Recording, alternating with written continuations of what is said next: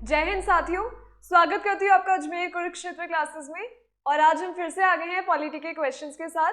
तो आज हम पढ़ेंगे प्रधानमंत्री और उनसे मंत्री परिषद से रिलेटेड क्वेश्चंस। चलिए शुरू करते हैं वीडियो। उम्मीद है आप अपनी प्रैक्टिस अच्छे से कर रहे हो और तैयारी बहुत अच्छे से चल रही है।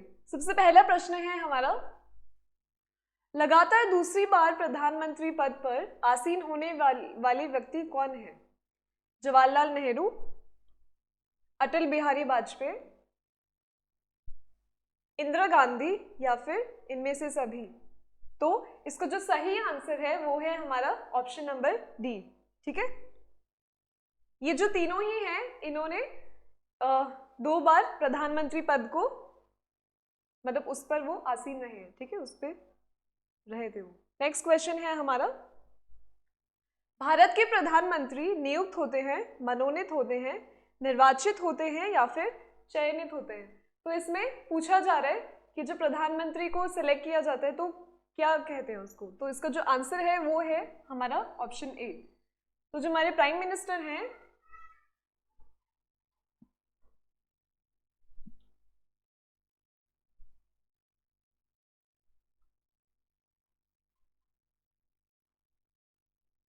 आर्टिकल 75 में दिया हुआ है, मतलब अनुच्छेद 75 में, कि जो प्रेसिडेंट है हमारे वो हमारे प्रधानमंत्री को नियुक्त करते हैं। ठीक है, तो भूलना नहीं है ये आंसर, नियुक्त होता है प्रधानमंत्री। अगले प्रश्न की तरफ चलते हैं। नेक्स्ट क्वेश्चन है हमारा, प्रधानमंत्री की नियुक्ति कौन करता है? राष्ट्रपति, राज्यसभा का सभापति, उपराष्ट्रपति या फिर लोकसभा अध्यक्ष? तो अभी हमने देखा अंडर आर्टिकल 75, ठीक है, जो प्रधानमंत्री है वो नियुक्त किए जाते हैं किनके द्वारा? राष्ट्रपति के द्वारा। तो इसका जो सही आंसर है वो है ऑप्शन ए, हमारे राष्ट्रपति नियुक्त करते हैं प्रधानमंत्री को। ठीक है, तो कंफ्यूज नहीं होना है और भूलना नहीं है बिल्कुल भी। ठीक है, सिंपल ये क्वेश्चंस, तो गलत नहीं करके आना है। अगला सवाल है हमारा, प्रधानमंत्री को उनके पद की गोपनीयता की शपथ कौन दिलवाता है? राष्ट्रपति, मुख्य न्यायाधीश जो सुप्रीम कोर्ट के होते हैं, उपराष्ट्रपति या फिर लोकसभा अध्यक्ष? तो इसका आंसर सबको पता है, क्योंकि राष्ट्रपति ही नियुक्त करते हैं प्रधानमंत्री जी को, तो उनको शपथ भी वही दिलवाते हैं। ठीक है, ऑप्शन ए है इसका आंसर, राष्ट्रपति। अगला सवाल, निम्नलिखित में से कौन लोकसभा का नेतृत्व करता है? राष्ट्रपति, प्रधानमंत्री, उपराष्ट्रपति या फिर लोकसभा अध्यक्ष? तो हमने पिछले वीडियोस में भी देखा था कि जो लोकसभा का नेतृत्व किया जाता है वो हमारे लोकसभा अध्यक्ष करते हैं, यानी स्पीकर ऑफ लोकसभा। ठीक है, तो प्रेजेंटली जो हैं वो हैं हमारे ओम बिरला साहब, वो लोकसभा अध्यक्ष हैं अभी। ठीक है, इस पे भी क्वेश्चन आता है, तो ये क्वेश्चन हमने किया हुआ है पहले। देखिए अगला प्रश्न है, नीति आयोग का अध्यक्ष कौन होता है? राष्ट्रपति, प्रधानमंत्री, उपराष्ट्रपति या फिर गृह मंत्री? तो इसका बड़ा सिंपल आंसर है ऑप्शन नंबर बी, हमारे जो प्राइम मिनिस्टर होते हैं, जो प्रधानमंत्री होते हैं, वो नीति आयोग को की अध्यक्षता करते हैं। ठीक है, तो प्रेजेंटली हमारा जो नीति आयोग है, अभी हमारे जो प्रधानमंत्री हैं वो है माननीय नरेंद्र मोदी जी, तो वो नीति आयोग की अध्यक्षता भी कर रहे हैं, है ना। अगला प्रश्न है हमारा, भारत के प्रधानमंत्री पद के लिए उम्मीदवार की कम से कम कितनी उम्र होनी चाहिए? मतलब मिनिमम एज पूछा है ना। तो इसका जो आंसर है वो है ऑप्शन ए, 25 ईयर्स, 25 वर्ष उम्र होनी चाहिए कम से कम, अगर आप प्रधानमंत्री पद के लिए उम्मीदवार बनना चाहते हैं। ठीक है साथियों, अगला प्रश्न लेते हैं। बहुत ही सिंपल क्वेश्चंस हैं इस टॉपिक में, तो इतने हार्ड भी नहीं है ना। देखिए अगला प्रश्न है हमारा, किस प्रधानमंत्री ने एक बार पद से हटने के पश्चात दोबारा पद संभाला था? इनमें से वो कौन थे जिन्होंने एक बार हटने के बाद दोबारा संभाला? तो हमारे ऑप्शंस हैं जवाहरलाल नेहरू, इंदिरा गांधी, लाल बहादुर शास्त्री या फिर मोरारजी देसाई।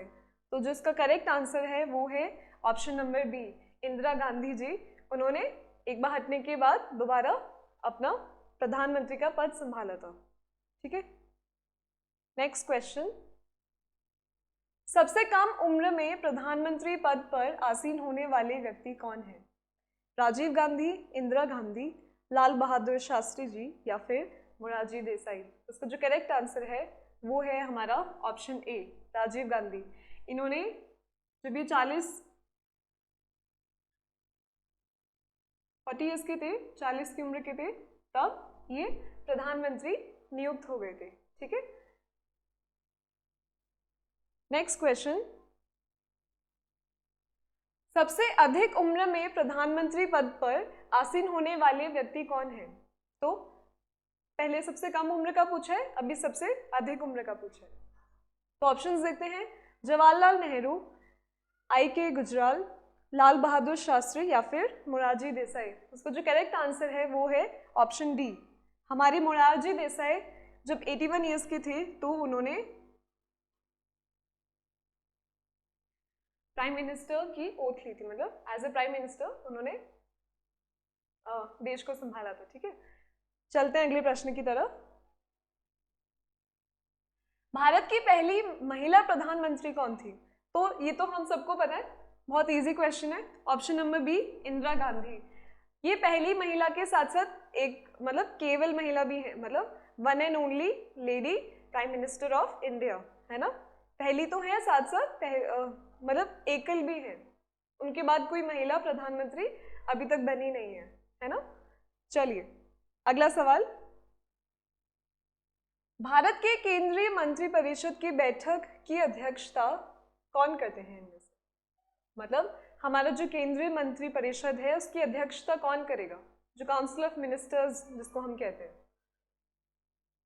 राष्ट्रपति, उपराष्ट्रपति, प्रधानमंत्री या फिर मंत्रिपरिषद के सदस्य बारी बारी से आते हैं। तो इसका जो सही आंसर है वो है हमारा ऑप्शन सी, हमारे जो प्रधानमंत्री होते हैं वो केंद्रीय मंत्रिपरिषद की अध्यक्षता करते हैं। ठीक है साथियों, तो कंफ्यूज होने की जरूरत बिल्कुल भी नहीं है, सिंपल क्वेश्चंस है। आगे चलते हैं, कौन व्यक्ति मंत्रिपरिषद का सदस्य हो सकता है? लोकसभा का सदस्य, संसद का सदस्य, राज्यसभा का सदस्य या फिर कोई भी व्यक्ति? देखो कोई भी व्यक्ति तो नहीं बन सकता, इसमें राज्यसभा का जो सदस्य है वो भी बन सकता है, लोकसभा का भी बन सकता है। तो कुल मिला के जो आंसर होगा वो होगा हमारा संसद का सदस्य, क्योंकि हमें पता है हमारी जो संसद होती है इसमें कौन कौन होता है? प्रेसिडेंट, यानी हमारे राष्ट्रपति। ठीक है, और दो हाउस होते हैं, ठीक है, लोकसभा, राज्यसभा। तो संसद में इन दोनों को इंक्लूड कर लिया गया है। अगर आप संसद कहते हैं तो समझ में आता है कि लोकसभा और राज्यसभा के सदस्य दोनों उसमें हैं। ठीक है, तो कंफ्यूज नहीं होना है, अगर संसद है तो संसद पे टिक लगाना है। चलिए अगले प्रश्न की तरफ। हमारा अगला प्रश्न है, मंत्रिपरिषद में मंत्रियों की संख्या कितनी होती है? मंत्रिमंडल के समान होती है, मंत्रिमंडल से अधिक होती है, मंत्रिमंडल से कम होती है या फिर इनमें से कोई नहीं? तो हमारा जो मंत्रिपरिषद होता है यानी कैबिनेट मिनिस्टर्स जिसको कहते हैं हम, वो हमारा मंत्रिमंडल से कम होना चाहिए, 15% होता है। ठीक है, ओके, तो ये याद रखेंगे क्वेश्चन, ये इंपॉर्टेंट क्वेश्चन है। अगला सवाल हमारा, संघीय मंत्रिपरिषद अपने आचरण के लिए किसके प्रति उत्तरदायी होता है? राष्ट्रपति, लोकसभा, राज्यसभा या फिर संसद? तो इसका जो सही आंसर है वो है हमारा लोकसभा। लोकसभा के लिए इसलिए उत्तरदायी होता है क्योंकि उसमें वो मेजॉरिटी होता है, जब मेजॉरिटी होता है तब वो मतलब जीतते हैं उसको। ठीक है, एक मिनट भैया, ये क्वेश्चन फिर से करवाना पड़ेगा। आगे बढ़ो यहीं से, लास्ट टाइम कहाँ छोड़ा था? ओके, चलते अगले प्रश्न की तरफ। हमारा अगला प्रश्न है, संघीय मंत्रिपरिषद अपने आचरण के लिए किसके प्रति उत्तरदायी होता है? राष्ट्रपति, लोकसभा, राज्यसभा या फिर संसद? तो इसका जो सही उत्तर है वो है हमारा ऑप्शन बी, लोकसभा। ठीक है, क्योंकि लोकसभा में वो मेजॉरिटी के साथ आते हैं, इसलिए वो उसके लिए उत्तरदायी हो जाते हैं।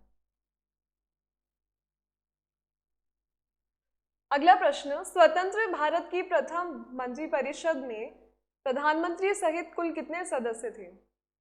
तो ये क्वेश्चन थोड़ा फैक्चुअल है, कुछ समझने जैसा है नहीं, तो इसका जो आंसर है ऑप्शन सी, 36। टोटल 36 मेंबर्स थे इंक्लूडिंग द प्राइम मिनिस्टर। चलिए चलते हैं हमारे आखिरी प्रश्न की तरफ, और वो है, स्वतंत्र भारत की प्रथम मंत्रिपरिषद में शामिल एकमात्र महिला मंत्री कौन थी? विजया लक्ष्मी पंडित, सरोजनी नायडू, सुचेता कृपलानी या फिर राजकुमारी अमृत कौर? तो इसका जो सही आंसर है वो है हमारा ऑप्शन डी, राजकुमारी अमृत कौर फर्स्ट लेडी थी इंडिया की, जो कि क्या थी, प्रथम मंत्रिपरिषद में शामिल हुई थी। ठीक है, एकमात्र थी और पहली भी थी, है ना। चलिए, तो ये कुछ इंपॉर्टेंट क्वेश्चंस हैं जो प्रधानमंत्री और मंत्रिपरिषद से आने की बहुत बहुत संभावना है, तो इनको अच्छे से पढ़िए और गलत नहीं करना है। ठीक है, और अपनी तैयारी बिल्कुल अच्छे से करते रहिए। धन्यवाद।